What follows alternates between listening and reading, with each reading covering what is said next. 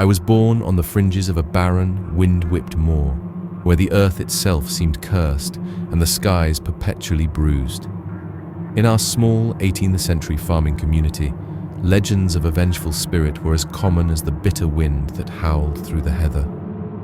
I remember the day I first truly understood the weight of that curse, a day that has haunted my every waking moment and followed me into the endless corridors of my dreams. My earliest memories are woven with the muted grays of endless fog and the sorrowful cadence of laments carried on the wind. As a child, I would lie awake at night, listening to my grandmother's whispered tales of the Blackened Moor, of a spirit wronged long ago whose fury seeped into every furrowed field and every stone of our ramshackle cottages. I believed those stories to be nothing more than myth, a means to explain the inexplicable misfortunes that plagued us. Yet, as the years passed, the boundaries between myth and reality blurred until I found myself a reluctant witness to the terrible truth. I first sensed its presence on a chill autumn evening. The sun had sunk behind a cloud of roiling storm, casting the moor in a pallid twilight.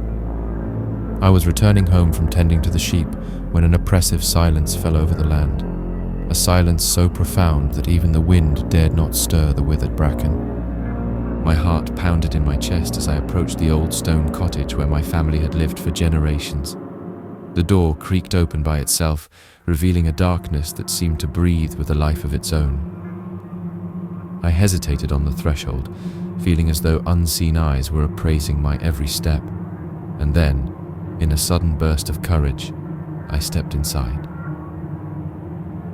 Within those musty walls, I discovered the first sign of the curse, a series of cryptic symbols scrawled in ash on the worn wooden floor. They pulsed as if alive, casting eerie shadows that danced in the flickering candlelight. I recalled my grandmother's warnings. When the land weeps its lament, so too will it claim the souls of the living. At that moment, I felt the cold brush of despair, as though the spirit of the moor had reached out to mark me. And mark me it did. In the days that followed, the unnatural occurrences escalated. Cattle died mysteriously, their lifeblood soaking into the parched earth. Neighbors whispered of disembodied cries in the dead of night, and even the wind seemed to carry the mournful cadence of a long-forgotten dirge. I tried to ignore the mounting dread, attributing it to mere misfortune and the caprices of nature. But deep down, I knew that the curse was more than mere superstition. It was a malignant force, determined to exact its retribution on our humble community. I began to document these events in a leather-bound journal, desperate to make sense of the inexplicable horrors unfolding around me. Each entry was a struggle to capture the terror and isolation that gnawed at my soul. I wrote of the spectral figures that roamed the moor at twilight, their forms barely visible through the swirling mists, and of the ghastly lamentations that echoed across barren fields. It wasn't long before I realized that the spirit was not a solitary apparition, but a collective of sorrow, bound together by centuries of injustice and despair. I sought counsel from the village elders, who spoke in hushed tones of a curse that had plagued our land since a grievous betrayal centuries past. They told me of a noble family whose cruelty and greed had led to the untimely death of an innocent servant, a death that had sown the seeds of vengeance deep within the soil of the moor. The spirit, they believed, was that very servant, doomed to wander the earth until the sins of the past were avenged. But no matter how many rituals we attempted or prayers we chanted, the malevolent force only grew stronger, its lament intensifying with each passing day. My own encounters with the supernatural soon became impossible to ignore.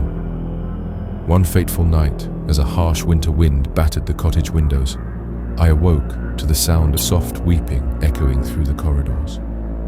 I followed the sorrowful sound, my candle trembling in my grasp, until I reached the ancient oak door that led to the barn. There, in the dim light, I beheld a figure cloaked in tattered rags, its eyes brimming with an indescribable anguish. The apparition reached out with hands that seemed to be composed of shadow and mist, and for a moment, I felt the icy grip of despair wrap around my heart. In that fleeting encounter, I understood that the spirit's pain was boundless, an eternal sorrow that had seeped into the very fabric of the Moor. Determined to free our land from this relentless curse, I immersed myself in the dusty tomes of forgotten lore and occult manuscripts kept in the attic of our ancestral home. I pored over ancient texts by candlelight, deciphering symbols and incantations in the hope of finding a way to pacify the restless soul. Each discovery, however, only deepened the enigma. The texts hinted at a ritual, a final, desperate act to break the curse by offering something of equal value to the spirit. But what could balance the scales of such profound despair? The answer eluded me, and the more I delved into the forbidden knowledge, the more I felt the presence of the curse tightening its grip on my mind. In a moment of fevered desperation, I resolved to confront the spirit directly. I arranged a gathering of a few brave souls, men and women who, like me, had endured the growing terror. On a night when the moon was hidden behind an impenetrable shroud of clouds, we gathered on the bleak moor, armed with little more than our determination and the fragile hope that the ritual might save us. We recited the ancient incantations, our voices merging with the wind and the distant echoes of sorrow. As the ritual reached its crescendo, the ground beneath us trembled, and the air grew thick with the stench of decay. Then it happened. The ground split open, and from its depths emerged a form both ghastly and sorrowful. The spirit manifested in all its harrowing glory, a tormented soul whose eyes glowed with an unearthly light. It spoke in a voice that was both a whisper and a roar, recounting the ancient injustice that had damned it to an eternity of wandering. The words were not meant for our ears. They were a dirge of retribution and lament, a reminder that no mortal act of contrition could erase the sins of the past. In that moment, I felt the full force of the curse as it washed over me like a tidal wave of despair. The spirit's lament was not merely a call for vengeance. It was an all-consuming sorrow that threatened to drown every hope and every light in its path. I watched in horror as my companions fell to their knees, their faces contorted in agony as they were overtaken by the spirit's relentless grief. One by one they succumbed, their cries swallowed by the endless moor as the curse claimed their souls. I stood alone, the bitter wind slicing through my tattered clothes as I realized the terrible truth. Our attempts to break the curse had only served to enrage the spirit further. In our desperation, we had provoked a wrath far greater than we could have ever imagined. The Moor, once a silent witness to our simple lives, now roared with the voices of the damned, a cacophony of sorrow and despair that seemed to seep into my very bones. As the night stretched on, I found myself wandering the moor, drawn inexorably towards a decrepit stone circle that had long been a site of pagan rituals. The stones, worn smooth by centuries of relentless winds, seemed to pulse with a dark energy.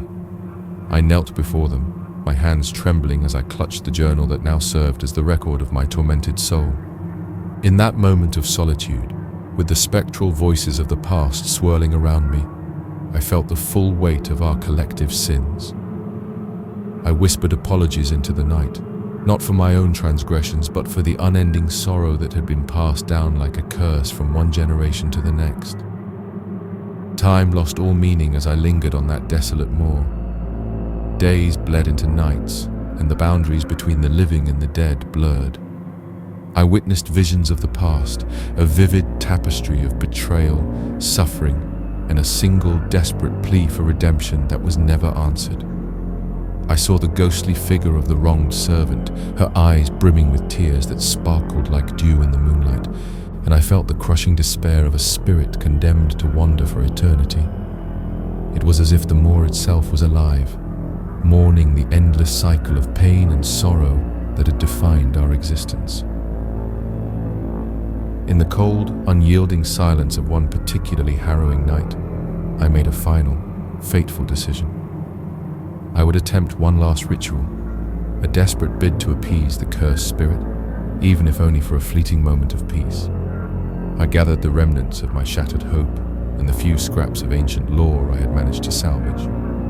The instructions were cryptic and fraught with danger. The offering had to be something that mirrored the depth of the spirit's anguish, a sacrifice that could bridge the gap between mortal sorrow and eternal despair.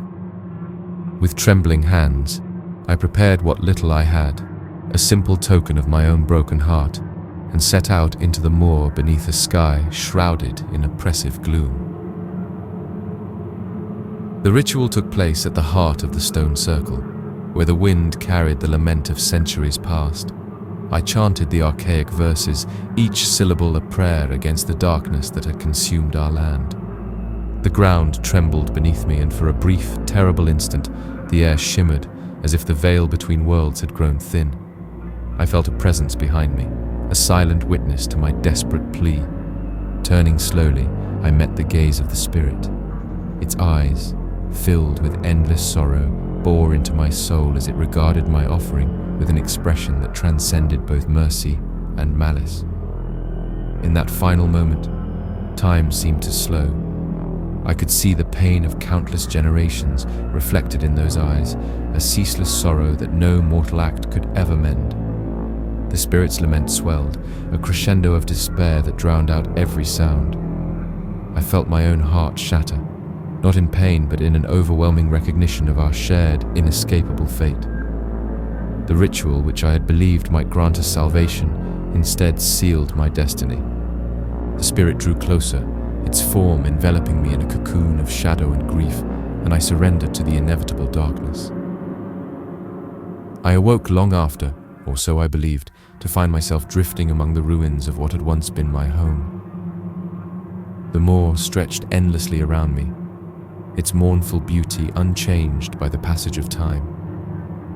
I wandered through the charred remains of our village, where every crumbling wall and fallen beam whispered the tragic history of those who had perished.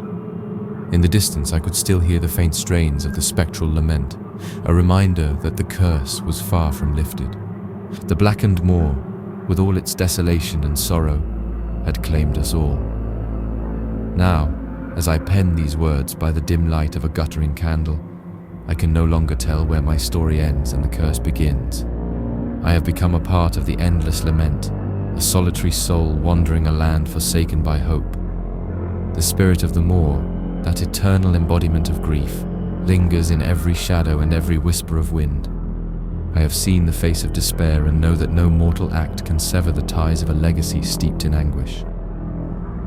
I share my tale not in the hope of redemption but as a warning, a chronicle of a time when the land wept its lament and souls were devoured by the darkness. In the endless silence of the blackened moor, there is no reprieve, no gentle hand to guide you out of the abyss. There is only the echo of sorrow and the relentless, unyielding grip of a curse that will never be broken. And so I remain, a solitary witness to the eternal lament of this cursed land, forever bound to the blackened moor, a ghost among ghosts, wandering in the twilight of despair. It is with a heavy heart and a soul worn thin by endless nights that I record these events. I have learned that some curses are not meant to be undone, that the lament of the past can ensnare even the most steadfast of spirits. For those who venture too close to the edge of despair, the darkness is patient and unyielding. It waits in the mists, in the wind, in the quiet sorrow of a ruined homestead, ever ready to claim another soul. I know now that the true horror lies not in sudden terror or fleeting apparitions, but in the slow, inexorable decay of hope, a decay that mirrors the withering of the land itself. The blackened moor is not merely a place. It is a living, breathing testament to the power of despair, a realm where every breath is tainted by the bitterness of unending loss.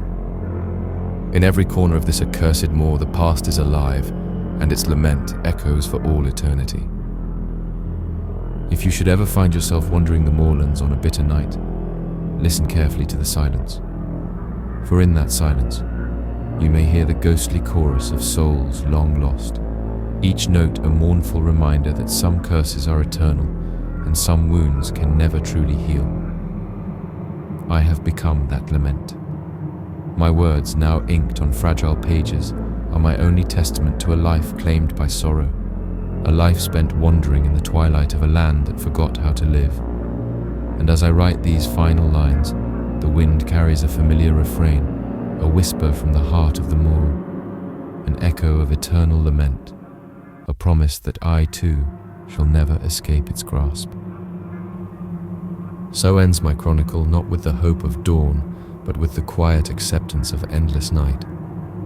I am the living embodiment of the curse, a solitary soul forever entwined with the blackened moor, doomed to wander in a realm where despair reigns supreme and every heart beats to the mournful rhythm of a lament that will never cease.